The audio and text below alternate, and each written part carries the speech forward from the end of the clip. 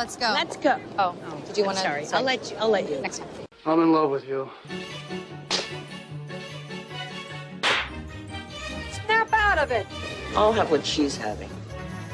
Too many guys think I'm a concept, or I complete them, or I'm gonna make them alive. I'm just a fucked up girl who's looking for my own peace of mind. Don't assign me yours. Caustic wit is my religion. I would make a great queen because I am so stubborn. I say when it comes to stardom and Lauren, there are no accidents. Hi, Karen Peterson. Hello, everyone, and welcome to episode 165 of Citizen Dame, the podcast where we celebrate the birth of Thomas Cruise Maypother IV. All right. And also, George Sanders apparently was born on this day too. And Patrick Wilson. And I think some other people, but I mean, well, probably lots of other people, but yes. Not anyone else that I can think of right now. But anyway, you're not even listening to this on July 3rd, but we're recording it on July 3rd. So, you know, we had to mention those wonderful, wonderful humans. Anyway, I am Karen Peterson, joined as always by the also wonderful Lauren Humphries Brooks. Hello. How are you, Lauren? I'm tired, but I'm good. It has been, oh God, it's been a week. It's been a week in like every possible conception of it being a week.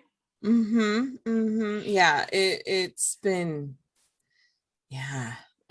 I went back to working in person this week. Oh, wow. And I was surprisingly excited about it.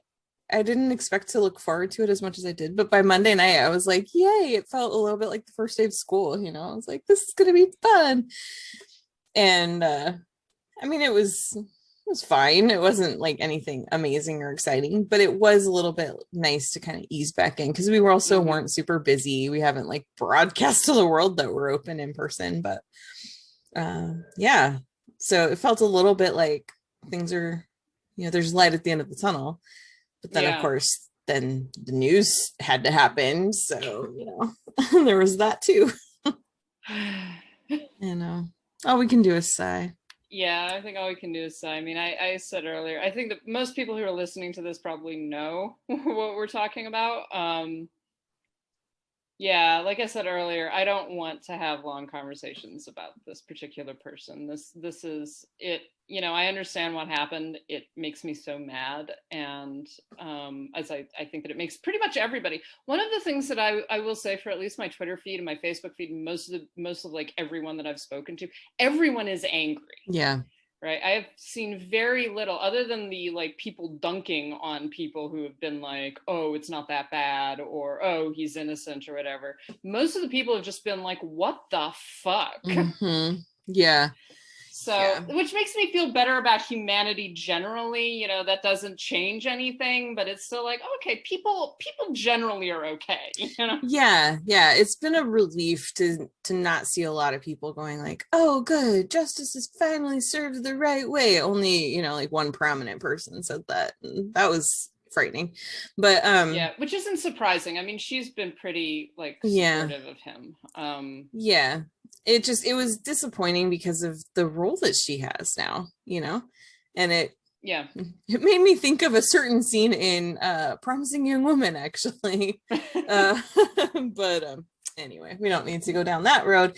One of the things that did frustrate me a little bit was seeing people complain that like, oh, well, see, this is all the prosecutor's fault. This never should have happened in the first place, blah, blah, blah. It's like, I'm kind of going to blame the judge who, you know, didn't stop it. So whatever. Yeah, there was a lot of mismanagement, and you know, a lot of people have talked about the fact that well, rich people do get away with shit.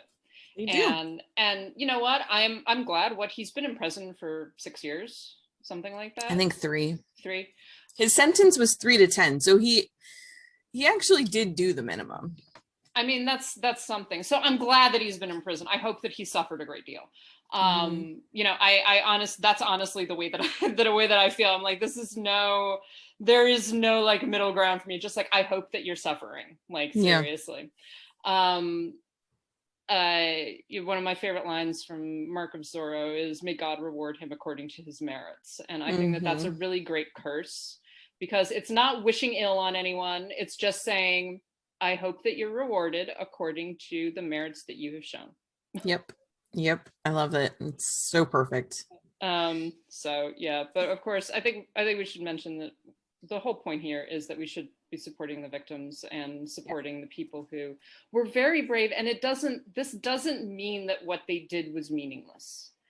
Right. This is not like, well, we might as well just never talk about this. We might as well never try to hold anyone to account. No, it's important what they did. And it's important to them as well, to being able to actually, a lot of people didn't come forward because they said they wouldn't be believed. They were believed. These people were believed. These women were believed.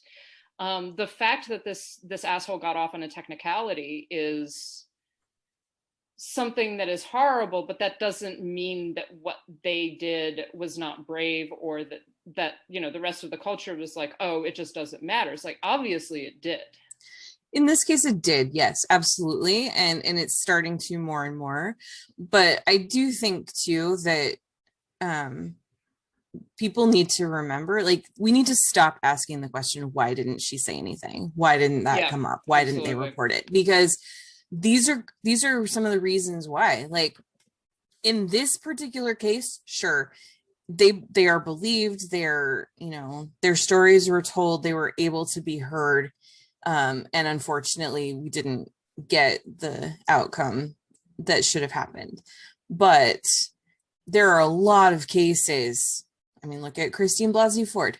There are a lot of cases where women do speak up, their lives are ruined and nothing comes of it. Yeah. And whether you believe them or not, like, it's such a huge risk for them to take. And so we need to not judge people for not being willing to come forward. Absolutely. I just think that it's worth it to note that in this case, and in a number of these cases so far, that these women have been believed. And that one of the reasons why they hadn't come forward, some of them had said, one of the reasons why they didn't come forward to begin with was because they thought they wouldn't be. Yeah. They thought that he's too powerful, like no one's going to pay attention to anything that I have to say. And so I do think that there's a shift that has happened in the culture. And this is one of those things that I've said this before. This is not going to happen overnight. This is not going to happen within the next 5 years. This might not happen within the next 10 years.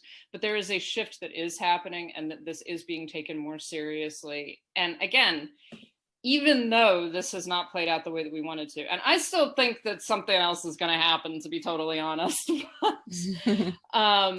But even though this has not played out the way that we wanted to, it is still a testament, I think, to these women's bravery, to them actually trying to do something, and to the public and a lot of people listening to them. That's happened, right? And that wouldn't have happened 20, 30, 40 years ago. No one would have listened to begin with. It wouldn't have even been a question. Maybe not even 10 years ago, to be honest.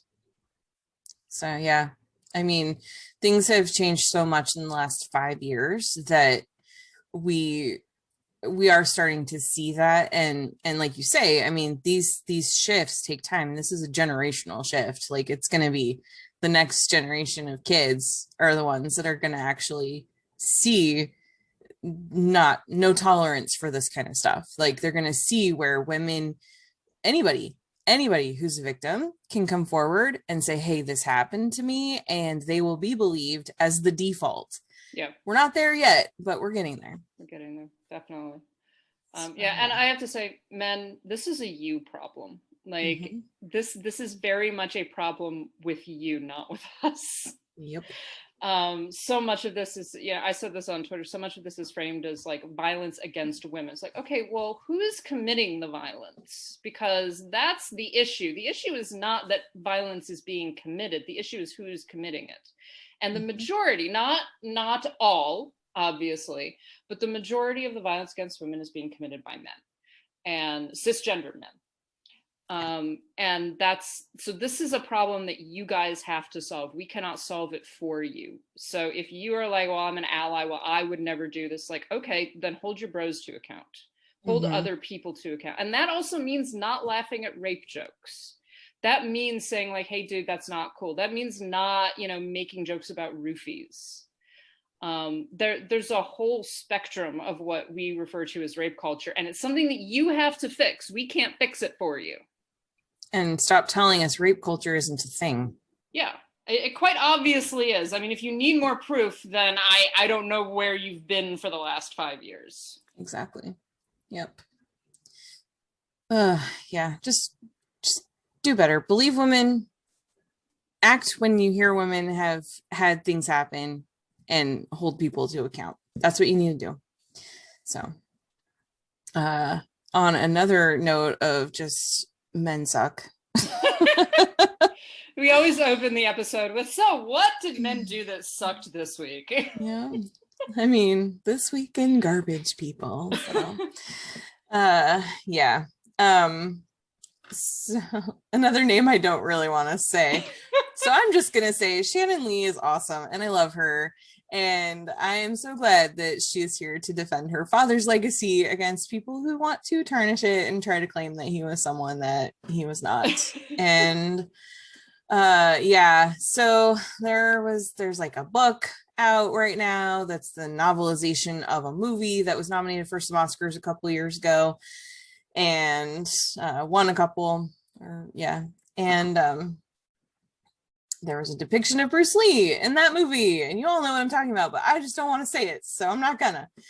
Anyway, Shannon Lee addressed this week some statements about how Bruce Lee was arrogant. He picked fights with American stuntmen. Hello, he was born in San Francisco. He was also an American stuntman. Anyway, I really, sorry. I was gonna say, that's so indicative in itself, isn't it? To be like, oh, he picked fights with American stuntmen. It's just like, so he was American. Yeah. What do you mean by American in this context then, dude? Who is supposed to know a great deal about film? You know, when you're saying American stuntmen, so you're not referring to Bruce Lee. All right, so are you referring to white men? Because that sounds like that's who you're referring to. Yeah, exactly. So one of the things that Shannon Lee said that this whole statement, so basically what happened was the Hollywood Reporter emailed her and said, hey, do you have any comments on what was said? And she's like, oh, I sure do. And she basically sent back an article. Like, she wrote a whole thing. And one of the things that she wrote in here was, I'm tired of hearing from white men in Hollywood that he was arrogant and an asshole when they have no idea and cannot fathom what it might have taken to get work in 1960s and 70s Hollywood as a Chinese man with, God forbid, an accent, or to try to express an opinion on a set as a perceived foreigner and person of color. I'm tired of white men in Hollywood mistaking his confidence, passion, and skill for hubris, and therefore finding it necessary to marginalize him and his contributions. I'm tired of white men in Hollywood finding it too challenging to believe that Bruce Lee might have really been good at what he did, and maybe even knew how to do it better than them. Damn right. Yep.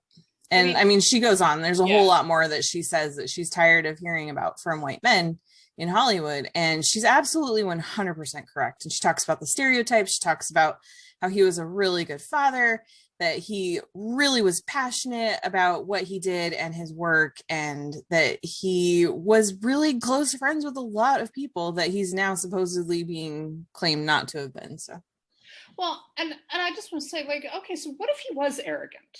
Like, so just dismissing social, oh, he was really arrogant. It's just like, well, you know what? He was one of the best that he could in his business, right? There are many people who say that there was no one else who was better than him, right? Yeah. Well, and also in this case, talk about the pot calling the kettle black. Jeez. Yeah.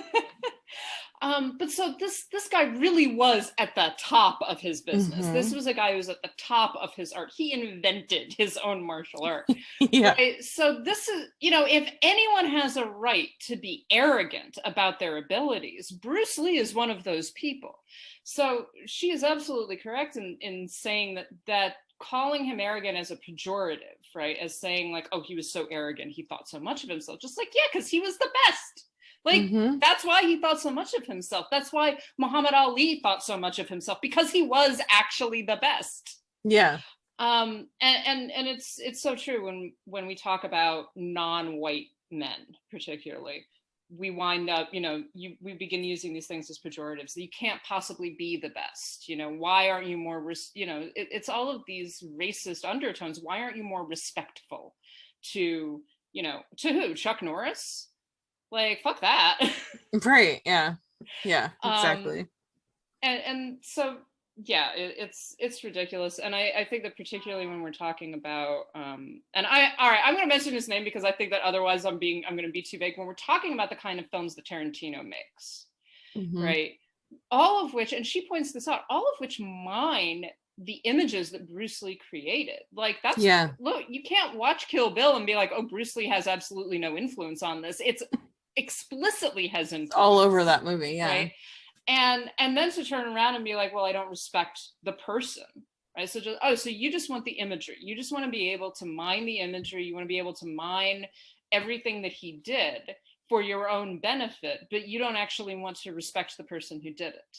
Yeah. And yeah, it's racist. It's, and I've said it before, Tarantino's a misogynist. Like, in some ways, I'm kind of glad that he has been putting his foot in his mouth the way that he has in recent years, because it's kind of highlighting all of the shit that a lot of people, mostly non-white dudes, have been saying about him for years, which is that, he just uses these things for his own benefit. He doesn't actually respect the films that he's stealing from, the films that he's paying homage to, quotation marks, right, people that he's taking these images from. So, I can transpose all of this imagery from Bruce Lee's films into Kill Bill, but I don't have to respect the human being that made it.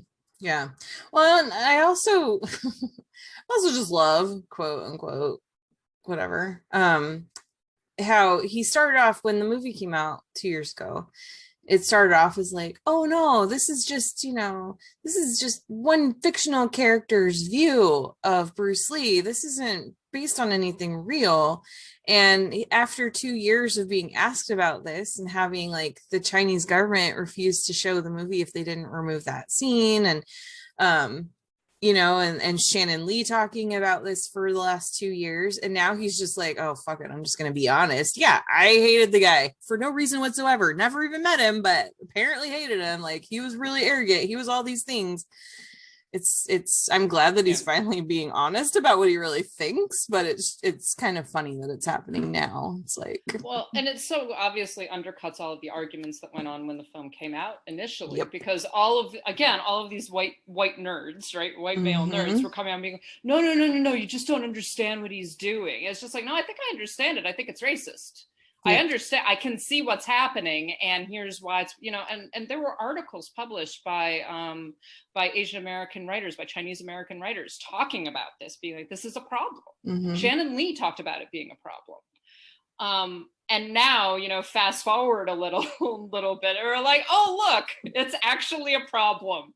My God. Yeah. So anyway, it's a great article. We will link it in the show notes. I did want to close off with the last kind of a parting thought from Shannon, who says, Mr. Tarantino, you don't have to like Bruce Lee. I really don't care if you like him or not. You made your movie and now you're promoting a book.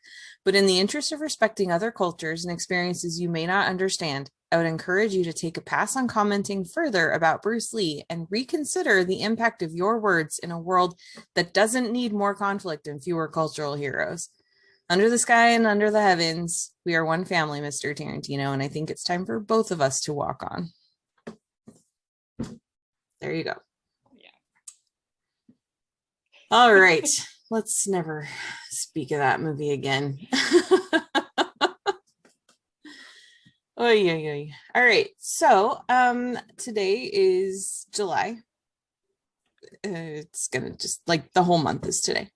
Anyway, we just thought it would be fun to talk about blockbusters, because it's summer and it's like, big movie time. Last weekend we had a big blockbuster movie that hit theaters and broke all kinds of records. They were pandemic records. It didn't actually break any real long-standing records, but it's nice to feel like movies are coming back, even if they are in the form of, the Fast and the Furious.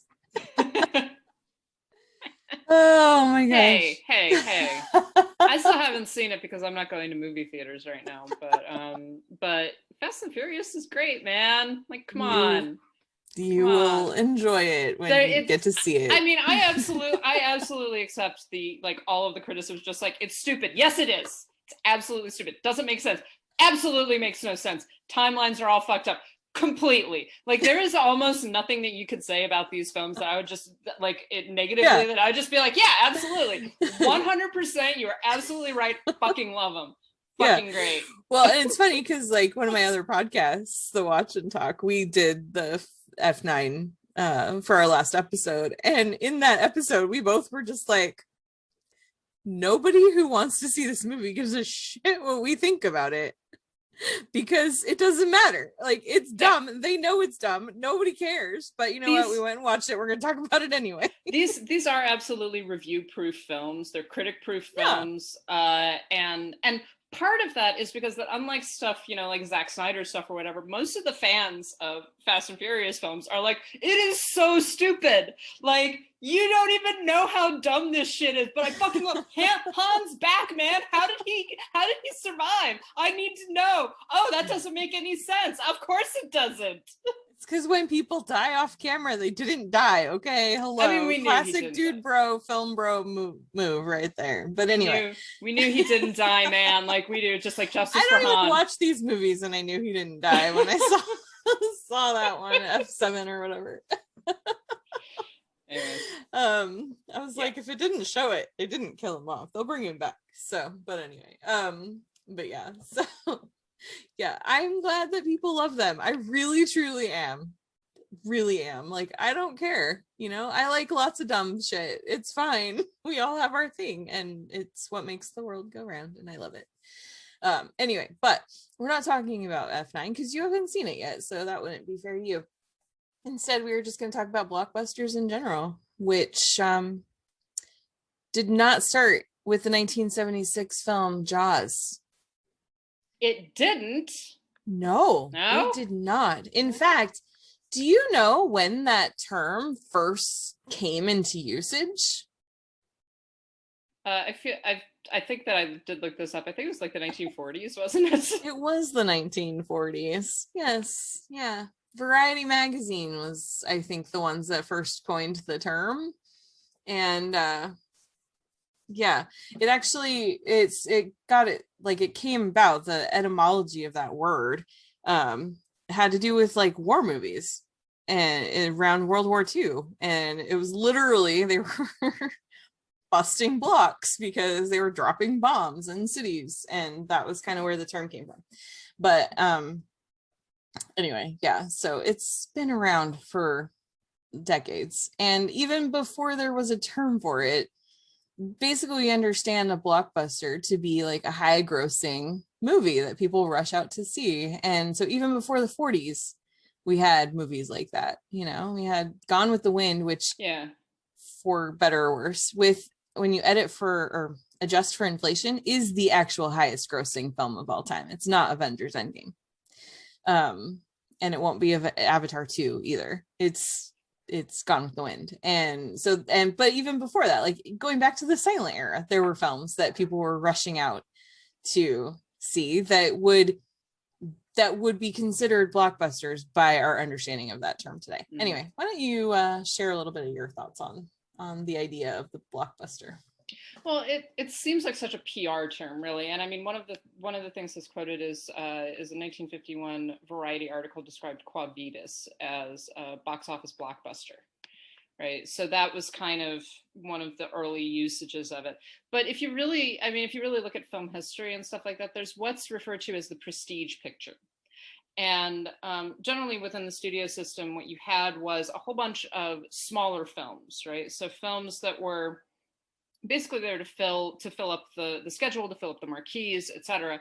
And then you had bigger films that they spent a lot more money on that were prestige pictures. So you had huge stars, big budget. Very often these were also spectacle films. And when you say spectacle films, you're talking about like the films of Cecil B. DeMille and D.W. Griffith, and then later, you know, people like Michael Curtiz and George Stevens and those kinds of filmmakers were making these big, you know, massive casts, big spectacles. You know, so often when we talk about spectacles, they're very often set in Roman times or biblical times. You know, cowboy films, all these things, but these are these really big, far-reaching films that were intended to be shown on massive screens and to do a lot of business because the studios were spending a great deal of money on them. They were heavily promoting them. They were using their biggest stars, etc. So in that sense, you know, blockbuster, which didn't really become a phrase until the 1940s and didn't really get into major use until the 50s, and then when you get into the 70s, it all kind of changes. But even before that, there were films that were being made for this purpose, which was to be the highest grossing films, to kind of be the major hits of the season. And sometimes they were and sometimes they weren't. One of the most famous ones is Cleopatra, which I think is like 1961, which is often credited with destroying the studio system because it was this massive film. They spent a great deal of money on it and it was a flop. It did not make the money that it needed to in order to justify its existence. So you get those. So now, you know, we talk about films like Disney had a series of them, like John Carter and The Lone Ranger and films like that, where they're sort of structured to be these major box office draws, and they don't do the business that they need to in order to justify it. So let's talk about some blockbuster films that we enjoy. Well, Jaws. Yes, Jaws is a great movie. Jaws is a great, like, I think that one of the great things about Jaws is that it's this middle of the road. You know, it's not that complicated. It's very straightforward. Like, it's a shark attacks people and we got to stop the shark. That's the story of Jaws. But it's so well made. It's so tense. You know, it's just so well done. You know, it's Spielberg doing really what Spielberg does best. And it was massively successful. People wanted to go see it. How old were you when you first saw Jaws? Do you remember? I was a bit older because I was one of those kids Jaws came out in 76, 79, somewhere around I just there. saw something that said 75. I always thought it was 76, but apparently it was 75. So I was not born. I was 10 years away from existing. I wasn't born either yet. Okay. I was 10 years away from existing, and more than 10 years away from existing. And I don't think my parents had even met at that point. So I think that I first saw it probably on video. My parents probably rented it at some point. I don't remember actually sitting down to watch Jaws for the first time. It may have been on television. It may have been, that got shown on AMC all the time back when I was younger. I'm sorry, wait. You're saying that you did not experience Steven Spielberg's first big hit movie on the big screen? Well, no. What? Because it's not cinematic then. Because I wasn't alive. I know, it doesn't count. I've never actually seen Jaws because I've never seen it on the big screen. Sorry, Steven. One of the 1,000 revivals that you guys do, I'll have to get out to. Even though, yeah, I like Jaws, it's not my favorite film, so I'm not going to spend a great deal of money to go out and see Jaws when I can fucking rent it on Amazon. Yeah. Or just wait for it to come back on AMC or whatever, because they play it I'm sure it's on this weekend somewhere. In fact, let's look. It's like I say, it's a great film. It's really well made. It's really effective. You know, he does a great job with the not showing the horror, the terror, whatever. I've said it before, it's a slasher film with a shark. Yeah. And it's fantastic for that. It does exactly what it's supposed to. And I think that that's why it was so popular and why it's still so popular. It's a very well-made film. It is very easy to watch and to consume, but it's not fluff. It isn't just like cotton candy kind of cinema. It actually does have quality and depth and has great performances and great cinematography, etc. Yeah, absolutely. And that's all stuff that used to be expected even in big expensive studio movies, to some extent. I mean, there's always been some, for a long time there's been your Fast and the Furious type of movies where it's just accepted that they're just silly, just fluffy fun entertainment. But these types of films, and Steven Spielberg has made a lot of them. I mean, Jurassic Park is this way too, where it's like there are and ET as well, like there is your central plot that's really not that complicated, but then there are social issues. There are some really human moments for some of the characters, like in Jaws, that scene, I mean, everyone talks about it because it's so good, but that scene when they're on the boat going out to look for the shark, and Robert Shaw tells the story about being on the Indianapolis, and it's such a powerful scene, and it's so well done. And that's the kind of thing that's part of why that movie works so well. And it's kind of funny, like the whole thing of not seeing the shark that much, because that wasn't the original intention, but they had so many problems with the mechanics of the shark that they had to reduce how much they showed it, and it actually works so much better. So sometimes there are happy accidents in the production of a film that make it just work. Well, yeah, exactly. I think that if they'd shown the shark more, it wouldn't have been as effective, because the terror of it, and that's, again, and I think that Spielberg in that film and in a lot of his films really does understand how cinema produces that sort of that terror, right? That tension. Because what you know about the shark, you hear the music, you see like the fin carving through the water or whatever, and you know what's coming, and the film conditions you really, really well to knowing what is about to happen, and it creates this wonderful tension. You don't need to see the shark being terrifying, you just need to see the aftermath.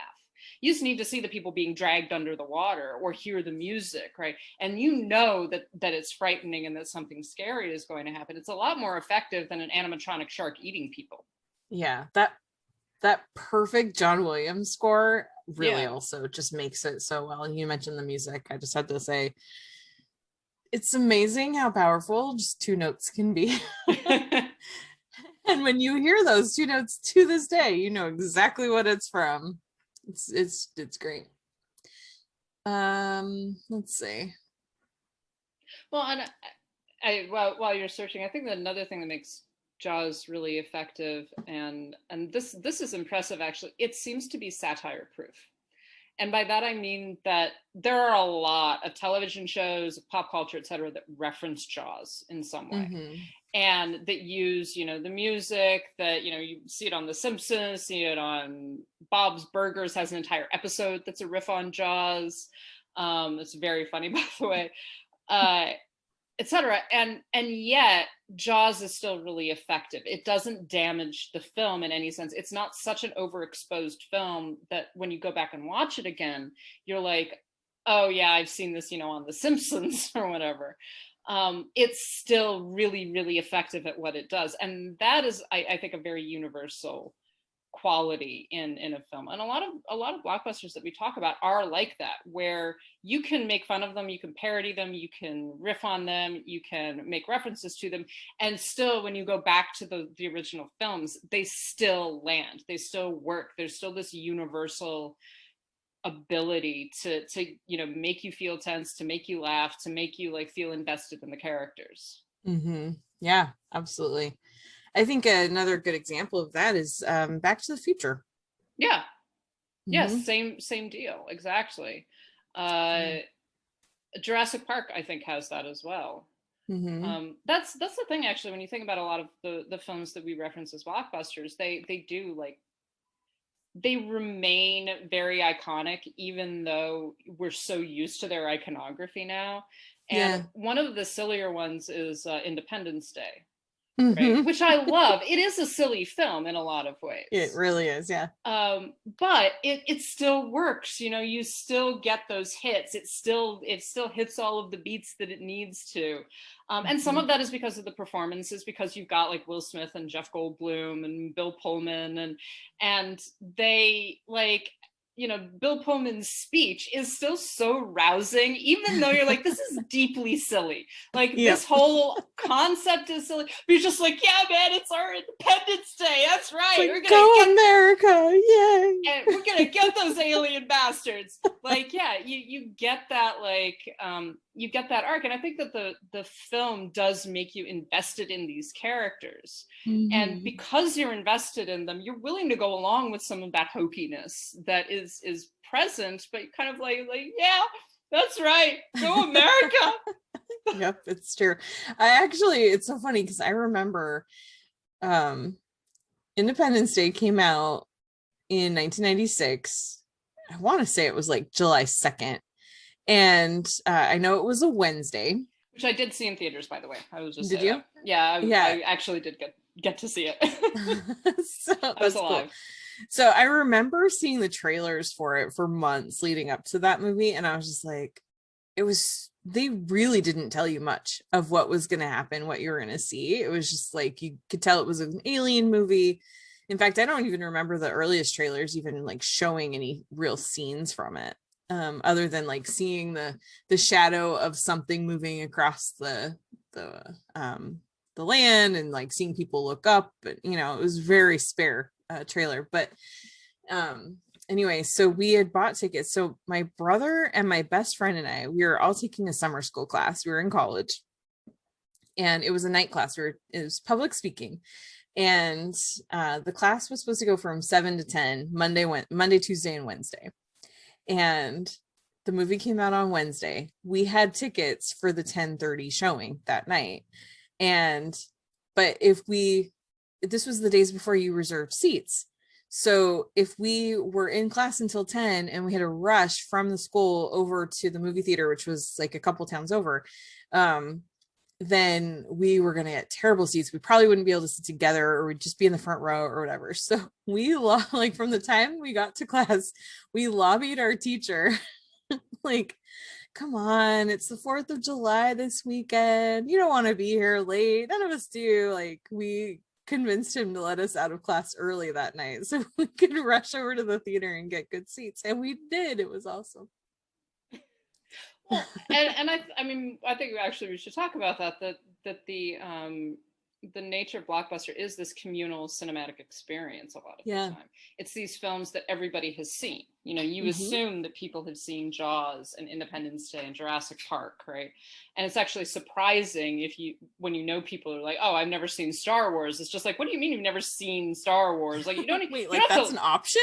You don't have to like Star Wars, but you've definitely seen Star Wars, So it is this like communal experience that you kind of assume everybody knows and has been involved with, and you get there early to the theater to see it for the first time. And that's why I think in a lot of ways that more recently there's been this like artificially manufacturing blockbusters. So we're going to create, Avengers Endgame is going to be a blockbuster. And sometimes it works, like with Avengers Endgame, and that's part of that is because there's been all this build up to it. But other films like, The Lone Ranger, you can't create that. You can't be like, okay, now we are going to have this major success. Yeah. Because it has to be something that appeals widely to a lot of people. And people are really fickle. Like, you would think that this really popular concept, this really popular television show with these good actors is going to be successful, but that's not necessarily true. Right. Yeah. Exactly. Well, and that's the thing. It's like, I mean, the Marvel movies, they're all going to make hundreds of millions of dollars. Even the ones that people don't like as much, they're still going to make huge money because of the fact that they have a built-in fan base. Now, at this point in time, the Fast and the Furious movies are always going to make a ton of money because now they have a built-in fan base that will go see every movie. And so that's great. And I think that there's value in that, but I also think like it's such a risk to your point, it's such a risk to take something that nobody has seen, that is not tried and tested yet, and then make this big movie and just kind of see what happens. And then sometimes it really works well. And that's how the first Pirates of the Caribbean movie happened. You know, like I remember when that came out, and it looked so, the only reason that people I think went to see it really was Johnny Depp at the time. And because the commercials, like, he looked so funny, it looked like it was going to be really good, but it was a movie based on a ride at a theme park, and it looked ridiculous. And but people went and saw it, and then it turned out it was actually a lot of fun. It was a good movie, and so then they went back and back and back and saw it over and over again. And that, I think, is really where the blockbuster happens. We are so used to now looking at the opening weekend numbers, but a lot of these films that have become really successful, it took time. It took like word of mouth. It took building up. You know, some of them are really, you know, they do big business right out the gate, sure, but other ones, it needs to develop that following first before it really hits. You know, I wouldn't consider this one a blockbuster, but I think of the movie My Big Fat Greek Wedding, which ended up, I mean, it was produced for $5 million. It ended up making like almost $200 million by the time its run was completed, because it just had so much staying power, you know? Mm-hmm. Well, and I wonder how things are going to change, you know. So now we're not post-pandemic, but where people are going back to theaters are open. Mm-hmm. There's more kind of activity going on, but the cinematic landscape has changed a lot. People have spent more than a year, you know, mostly experiencing films, with some caveats, but mostly experiencing films in their own home, mostly experiencing them through streaming. Various companies like HBO and Warner Brothers and Disney, et cetera, have been trying different ways of releasing what would be big theater films, right, on streaming platforms, et cetera. And so I do wonder how our understanding of box office and ultimately our understanding of what a blockbuster is going to change. You know, are we post blockbuster? In other words, is this never really going to come back in the same way, because the way that people have watched has fundamentally shifted? Yeah. And I don't know, because I think that it's early. Yeah, it's obviously we're still in the middle of a pandemic. Yeah, I think it will change. I think it was already starting to before the pandemic happened. And here's one of the reasons that I say that.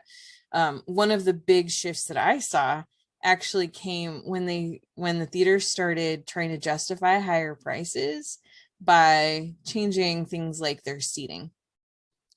So suddenly they have fewer seats in a theater because they had bigger seats. They have recliners, at least in a lot of the ones that I go to. It's like these big recliners, so you can fit fewer people into the auditorium in the first place.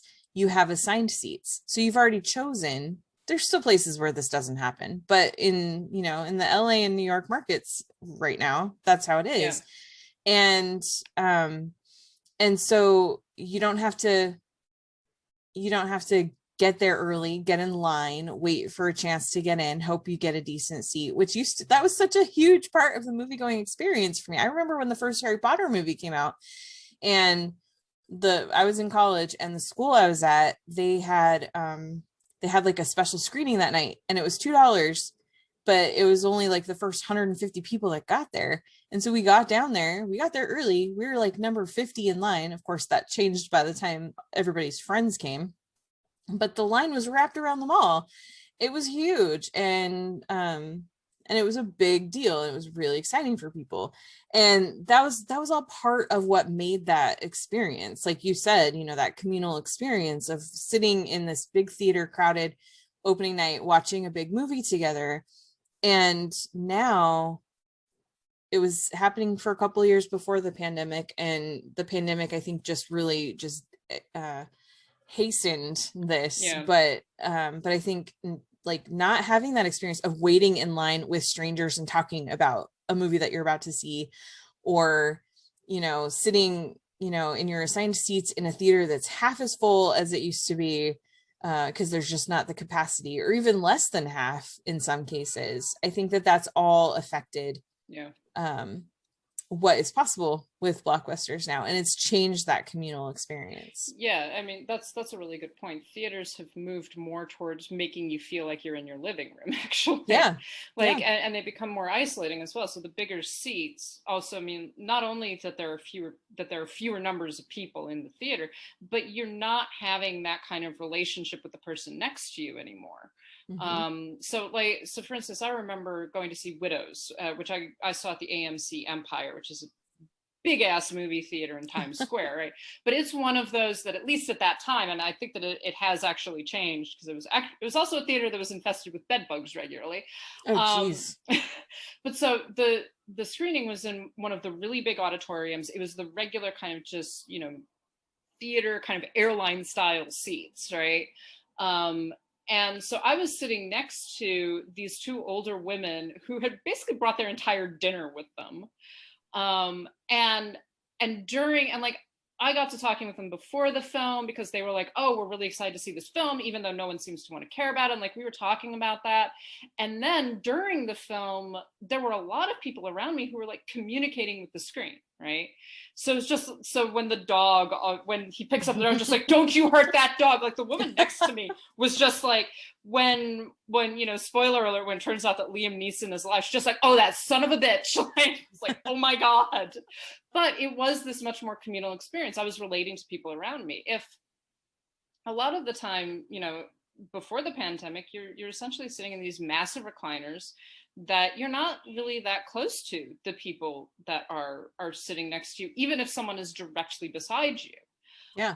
And a lot of the time, of course, now no one is directly beside you. But even when I used to go, I would deliberately, choose a seat where no one else had booked, because I was like, oh, I want space and everything. But it is much more of this sense of, I'm sitting at home, only I'm watching this on a really big screen, versus I'm sitting in a theater with a whole bunch of other people and we're having a communal experience. Yeah, exactly.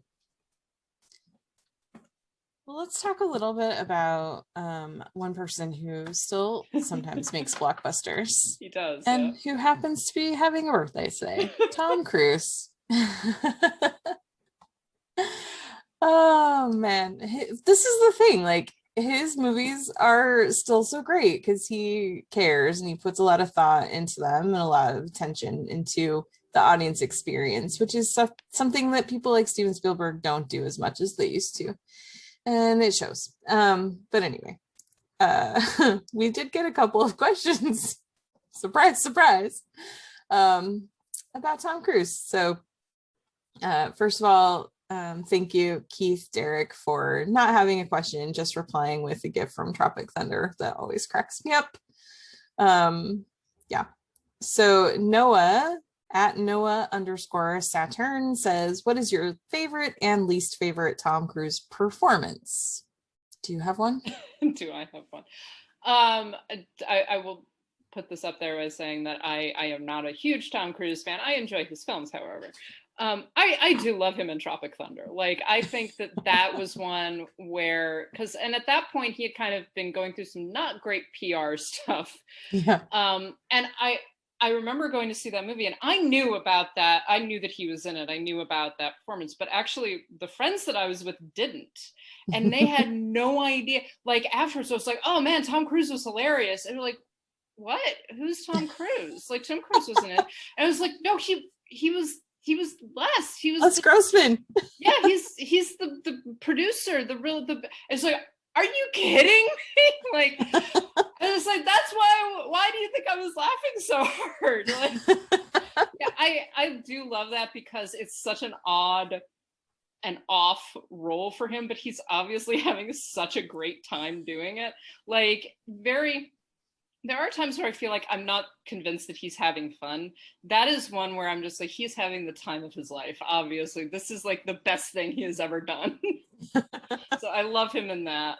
Yeah, I just want to jump in and say I agree with you. Like, it's such a fun, weird performance, and it's one of those things. It's part of why I just think he's such a, like, we're not talking about who he is off screen. I'm not talking about that. I'm talking about the movie star and the movies that he makes.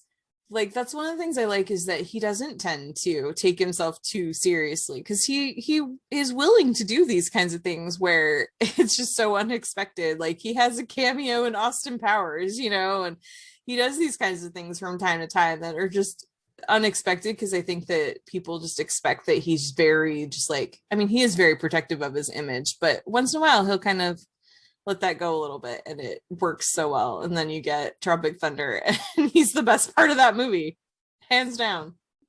And I can never listen to was it Get Back without thinking of him. Just like every time that song comes, I'm like, oh my god, Tom Cruise in that movie.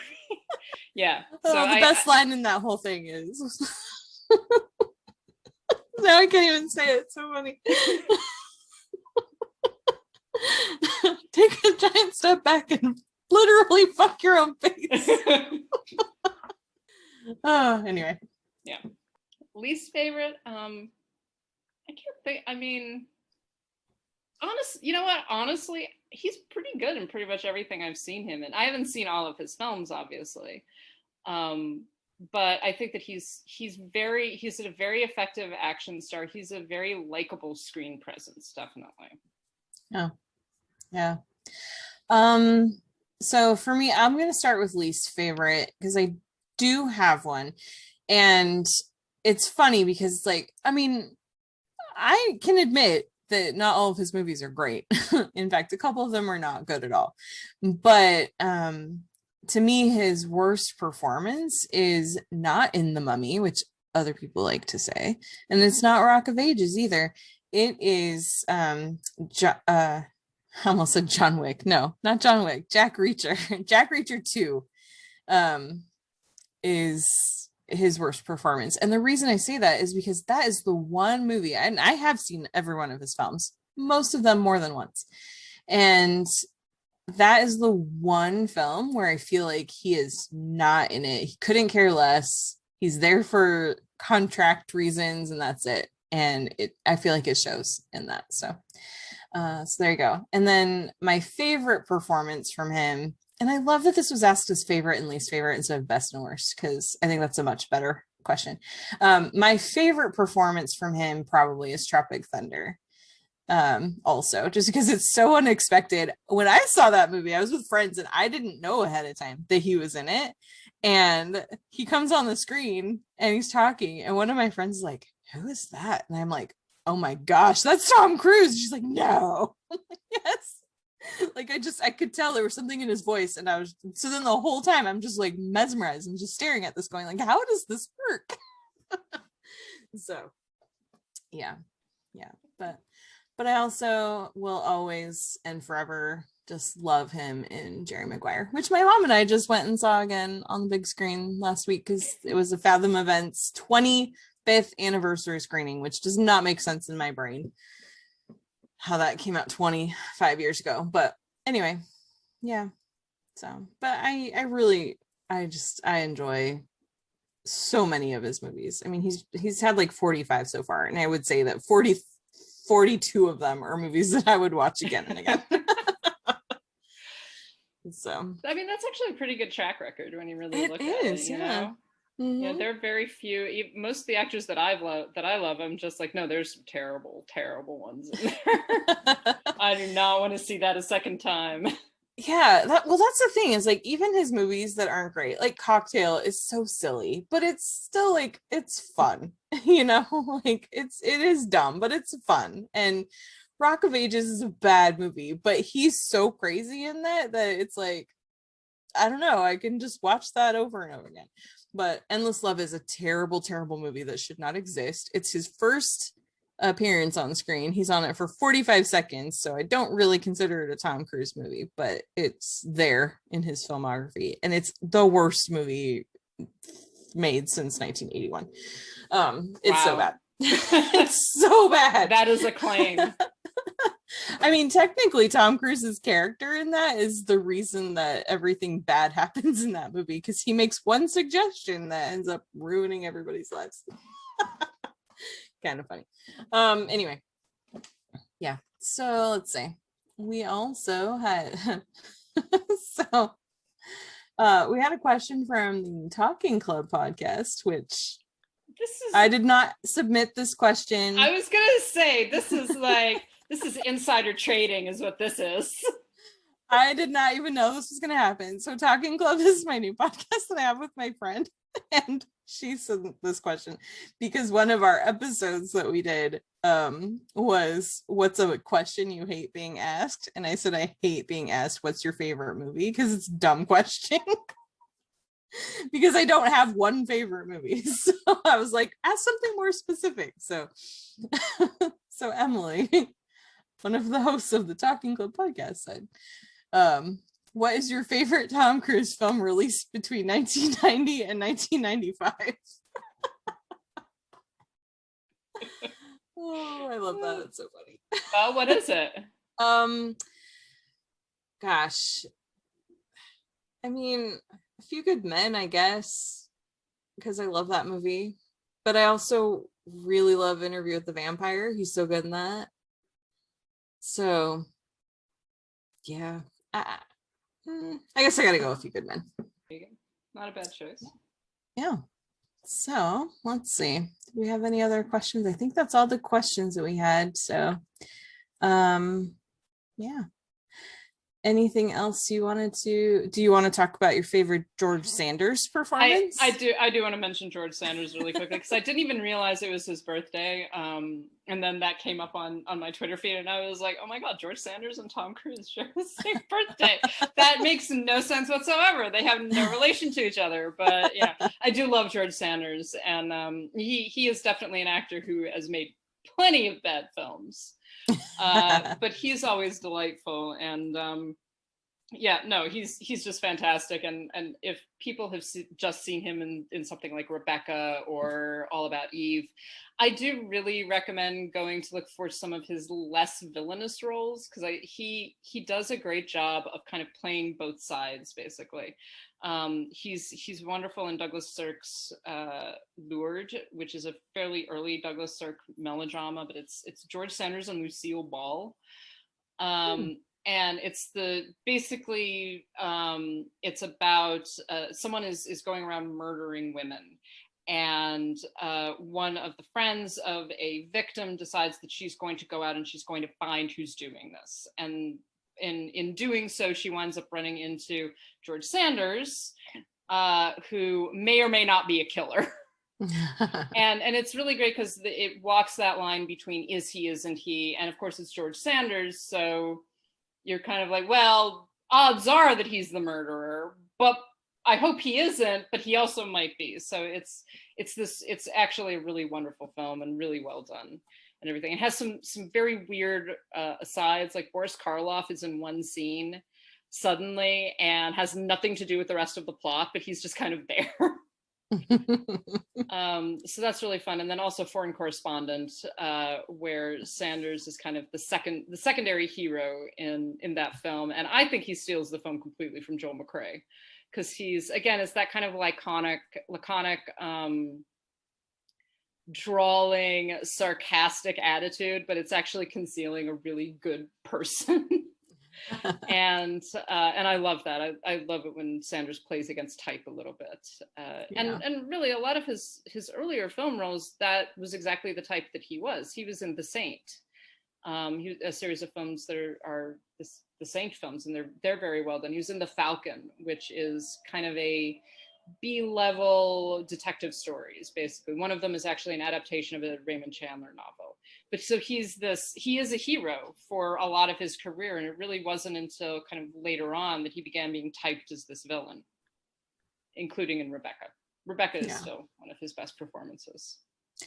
It is. I really like him in All About Eve. I think I don't know. I love that movie so much. I need to watch it again. They sent me a Blu-ray. I should watch that.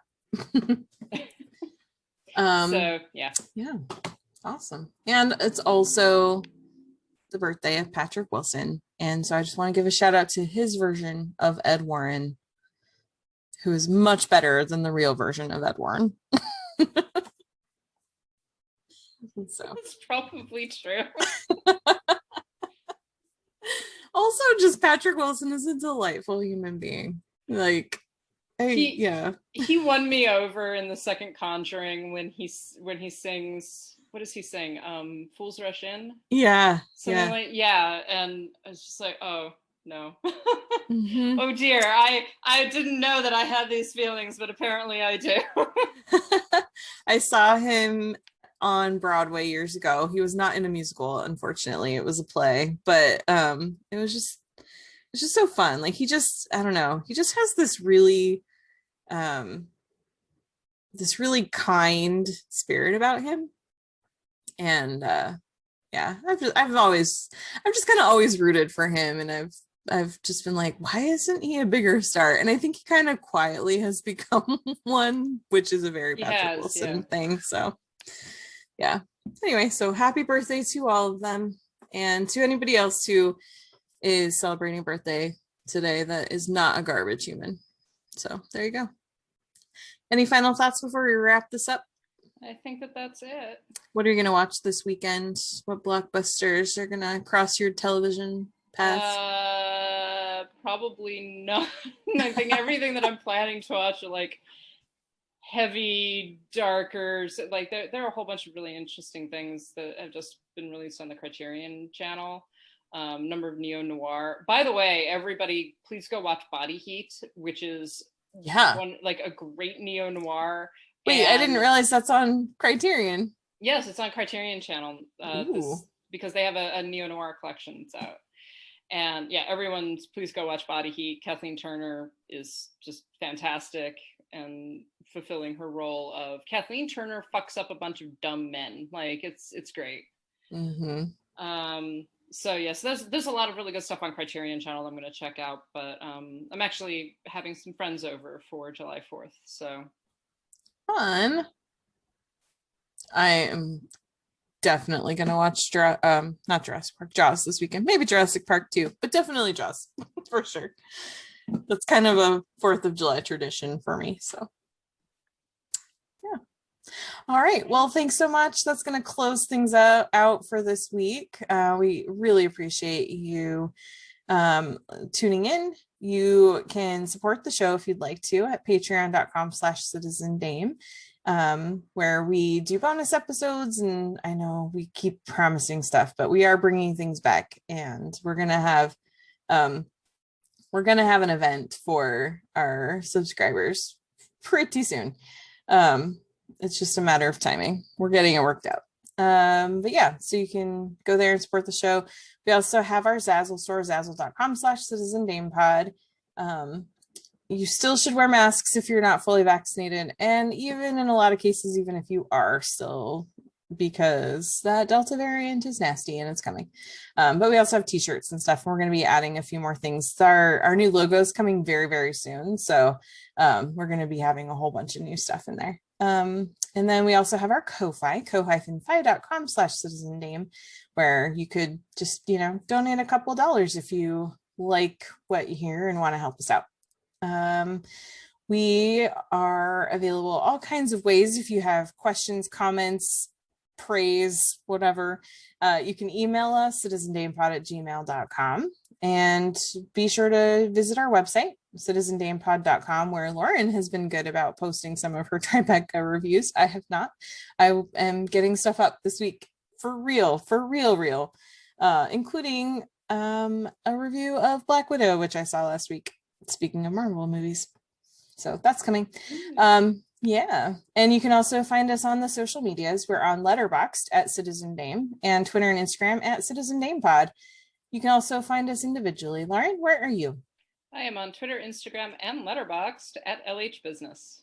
And I am on Twitter, Instagram, and Letterboxd at Karen M. Peterson. Thanks so much for joining us, and we'll catch you next time. Bye. This is Les Grossman. Who is this? This is Flaming Dragon. Oh, okay, Flaming Dragon. Fuckface. First, take a big step back and literally fuck your own face!